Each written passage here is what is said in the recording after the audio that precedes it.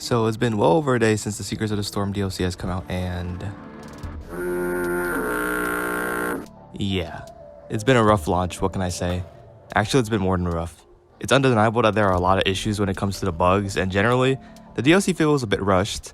A good amount of bugs in the DLC are negligible and minor, while some are more game-breaking. I mean, just look at this long list of bugs that people have found in Wooly's video.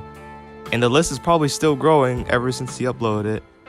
Each new character only has one unlockable ability, while literally every other character has multiple. Now I want to preface this by saying that I love Risk Roaring 2 and still do. I'm pretty sure all of us do. We want this game to succeed and thrive after all.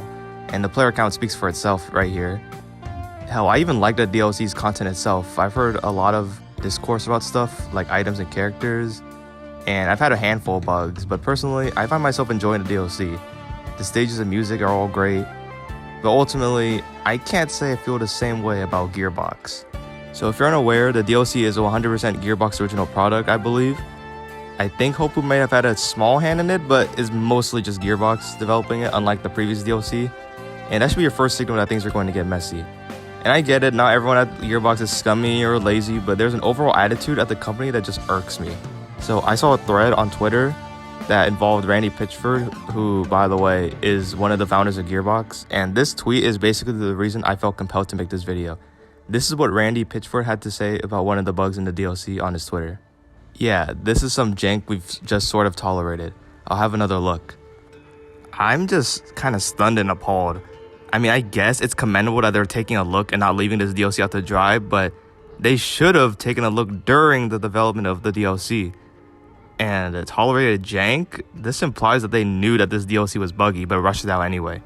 Randy, I'm not sure you're aware, but this is a DLC that you have to pay for. And even the people who didn't pay for the DLC are still dealing with the bugs as well. People on Xbox can't even play the game. This mindset of, man, we'll just fix it later is completely unacceptable. Like, how can you even think to say this publicly on Twitter? No game company should ever tolerate low quality for any of their games. Have we literally learned nothing from Cyberpunk 2077's release? And this attitude is how Gearbox has built up a poor reputation in the gaming industry.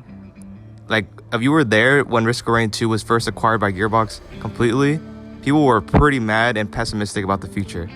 And yeah, I get that a patch and update of this magnitude was always going to come up with at least a few bugs, but this many bugs that mess up the game this much? Yeah, no, I don't think so. Me and quite a few others out there wouldn't have minded if the DLC was delayed like by a few months to ensure that it was going to release with as few bugs as possible. Now I think Risk Roaring 2 is something that's very special and that it can definitely keep going and thriving after the DLC 100%. But we wanted to keep thriving, then Gearbox needs to uphold better standards. And also, I don't think it's good to keep doom posting about the whole DLC. I think the best thing that we can do for now is just to be constructive and help Gearbox out as much as we can. I recommend sending bug reports to them through the Discord if possible, if you have anything you want to share with them. Because the more that we doom post, literally nothing comes out of it. So I think for the time being, we should try it and just make the best of the situation.